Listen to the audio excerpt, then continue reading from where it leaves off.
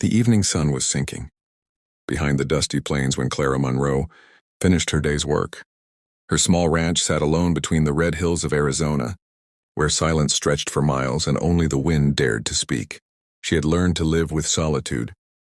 Her only companions were the horses, the soft whistling of the wind, and memories of a brother who never came back from the war.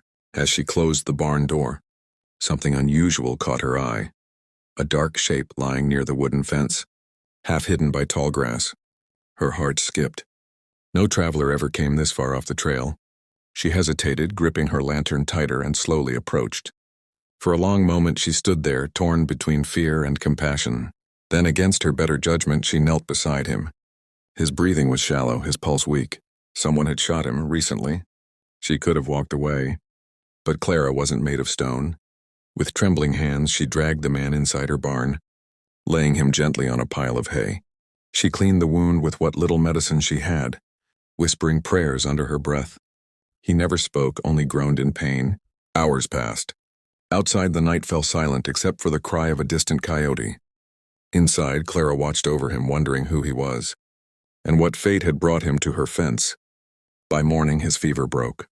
When he finally opened his eyes, his gaze was sharp, cautious, like a man used to danger.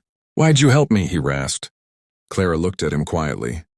Inside was a faded photograph and of her brother. The same face, the same uniform, and next to him, the very outlaw she had just saved. Her breath caught as tears filled her eyes. Beneath the photo, engraved in tiny letters, were the words, "Brothers till the end." Her knees weakened. The man she had just saved, the outlaw bleeding in her barn, but wasn't a stranger at all. He was her brother's best friend, the one who had gone missing after the war. The man blamed for a crime he never committed. When he awoke again, she confronted him. His voice trembled as he told her everything, how he had tried to protect her brother during a failed ambush, how her brother died saving him, and how the sheriff twisted the story, branding him a murderer. Clara listened in silence, her heart breaking.